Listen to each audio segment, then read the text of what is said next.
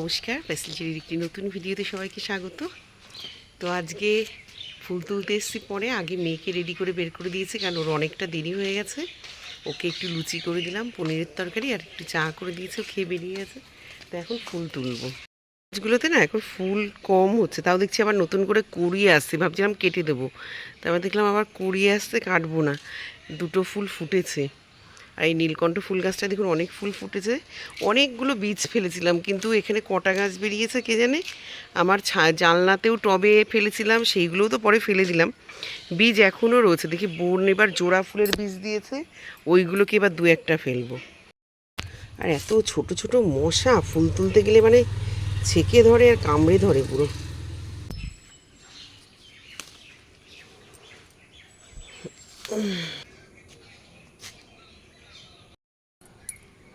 আমার মেয়ে বাড়ি ছেড়ে থাকতেই চায় না। ওর বোন আজকে বলেছে তুই আমার বাড়ি থাকবি, এই 14 বার।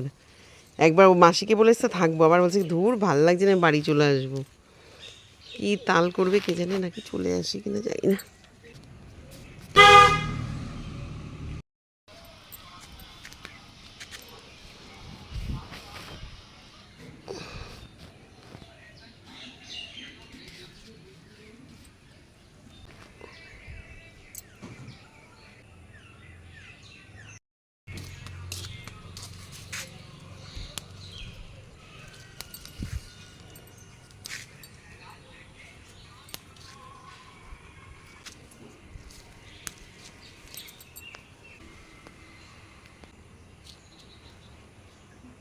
চলুন এবার মাঠের দিকে একটু যাই।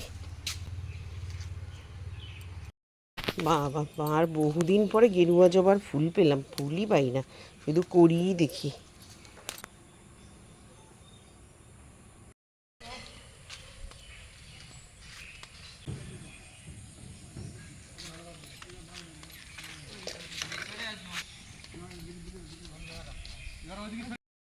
এখানে এখানে কতগুলো লতি আছে, নিয়ে যাই তো। চল আমাদের বাড়ি থেকে একটু পাটা ধুয়ে নিলাম।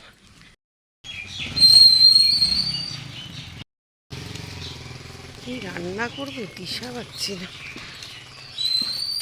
এখানে থাক, ফুল লতিগুলোকে রেখে আসি। বেশ অনেক কটাই লতি আরও ছিল, সরু সরু, ওগুলো তুলে নিই, ওগুলো আবার একটু মোটা হোক তারপর তুলব। আজকে ফুল মনে কেউ তুলতে আসেনি, অনেকগুলো ফুল আছে। তুলতে আসেনি না, তুলেছে, এখনো অনেকগুলো আছে। চলুন তুলে নিই ঝটপট।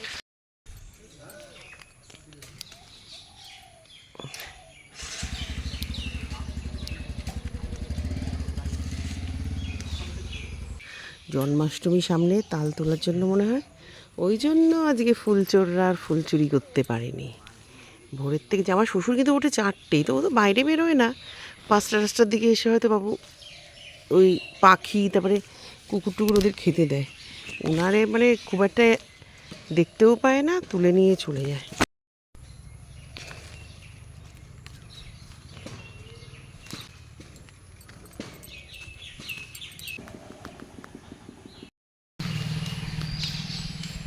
তো চলুন যাই।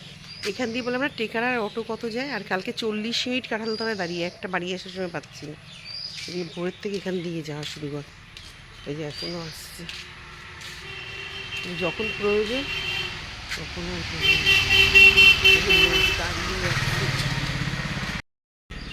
লতিগুলোকে নিয়ে নিলাম, এই যে ফুল নিয়ে যায়।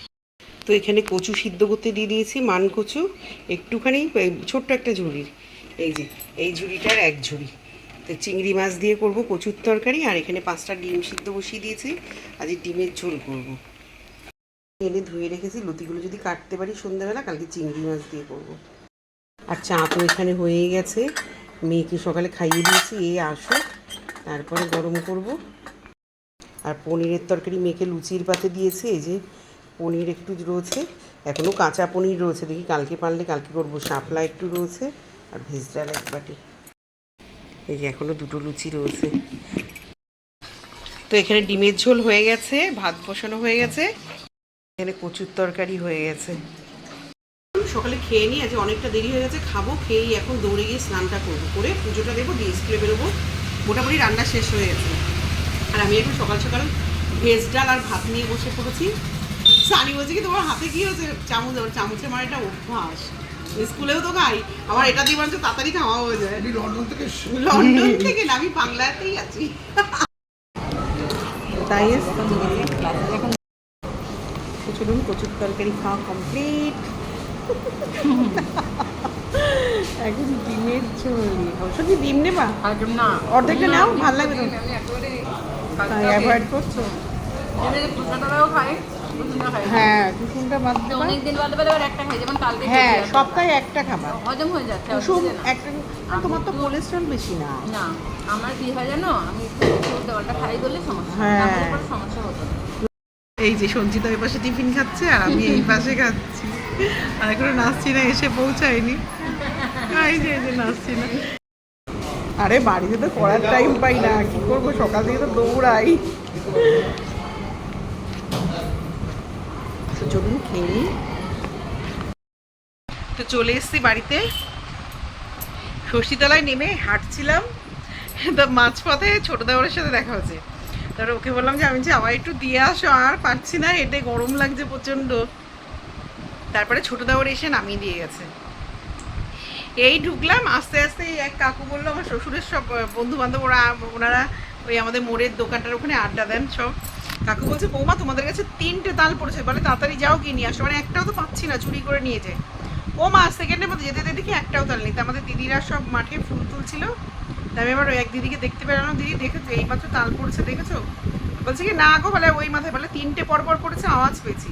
ওই মাঠের ওইদিকে মানে বাড়ি ফাড়ি হচ্ছে নাকি, কারা নিচ্ছে বুঝতেই তো পারছি না। আর বুঝতে তো পারছি না বলাও ভুল, গেস তো খানিকটা করছি, কিন্তু বাড়ির লোকদের যে লাগে, আমাদের সামনে জন্মাষ্টমী, গোপাল আছে, মানে কি বলবো বলুন তো। তারপরে দিদি বলে বৌমা এই মাত্র 3টে তাল পড়েছিল, তো একটাও পাইনি। আমার ছোটো দেওয়ারও বললো বৌদি আমাদের ঘরে একটা তালে দিও পেলে, পাইনি। আমাদের সানি বললো মাঝে একটা পড়েছিল, মানে ওকে নিয়ে এসেছিল, নাই তো নাই, সেকেন্ডের মধ্যে। তারপর আর একটা দাদা আমাদের বাড়িতে ফুল নিতে এসেছিলো, সাদা ফুল, ওই দাদাও বললো যে, বলে আমিও আওয়াজ পেয়েছি কিন্তু নেই। চলে এসেছি চা করে নিয়ে, সন্ধ্যা টন্ধা দিয়ে, যার বাসন টাসন মাজা ছিল সব ঝুড়ির মধ্যে, সেগুলো গোছালাম, গুছিয়ে আমার জন্য 1 কাপ চা বসালাম, মাছেদের খেতে দিলাম, দিয়ে আজকে একটু মুড়ি খাবো একা একা। আজকে মেয়ে বাড়ি নেই, মেয়ে ওর মাসির বাড়ি থাকবে মনে হয় আজকে, তো আমি একাই খাবো। আর ওই আমার বড় বাড়ি নেই, তো আজকে সন্ধ্যাবেলাটা চায়ের পার্টনার আমার সাথে কেউ নেই, আমাকে একাই খেতে হবে। তো 1 কাপ লিকার চা নিয়ে এসেছি, দেখাই মুড়িটা পুড়ে না যায়। তো 1 কাপ লিকার চা এনেছি, আর বহুদিন মুড়ি খাই না, তা আমাদের বনি আবার খুব টমেটো টমেটো এইভাবে দিয়ে মাখে, তাই একটু পেঁয়াজ কুচি, টমেটো কুচি, কাঁচা লঙ্কা, এই যে দেখুন ঢুকে গেল কোথায়, এই যে একটা কাঁচা লঙ্কা কুচি দিয়ে নিয়েছি, আর চানাচুর, আর একটু সর্ষের তেল, আর একটু লবণ। তো এই দিয়ে আমার বেশ এইভাবে মুড়ি খেতে ভালো লাগে। আমি এক এক সময় তো তেল ছাড়াও মুড়ি খাই, শুধু চানাচুর উপর দিয়ে ছিটিয়ে নিয়ে। মাঝে মাঝে আমি একটু সাদামাটা খেতেও ভালোবাসি। তো চলুন চায়ের সাথে মুড়িটাকে এনজয় করে খাই। মুড়ি মাখাটা কিন্তু দারুণ লাগছে।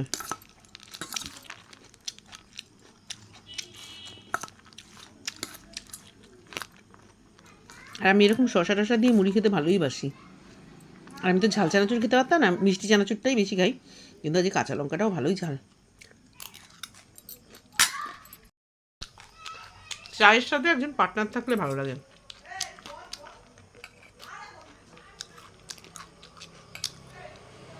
আর সন্ধ্যাবেলাতে তো থাকে না, আমি আর মেয়েই বেশিরভাগটা দিন খাই। যে মেয়েও নেই, আমার মেয়েরও ভালো লাগছে না, বলছে বাড়ি চলে যাবো, তোর মাসি বকা দিচ্ছে, হয়তো থাকবে। ফ্যান চালালে এত আওয়াজ হয় না, কথা বলা যায় না, ফ্যানটাকে বন্ধ করে রেখেছি। তো চলুন কালকে না শাপলা লতিটা কেটে রাখবো, কবে কি করি দেখি, কালকে একটা করবো আর আরেকদিন আরেকটা করবো। তো এই শাপলাটা তো সকালে কিনিয়েছিলাম, এই যে ফুলগুলোকে কেটে ফেলেছি। আর এই লতিগুলো হচ্ছে আমাদের জমির 4-5টা না কচু গাছ লাগিয়ে রেখেছি, ওই কচু গাছগুলো কেটে শাকও করি, আবার বড় হয় যখন আবার লতিও হয়। আরও লতি ছিল সরু সরু। তো এই আমার স্ট্যান্ডটাকে দেখি নামাতে হবে, নাহলে ওই মাঝে মাঝে সানি যখন থাকে বা মেয়েকে ডাক দিতে হয় এরকম ধরার জন্য।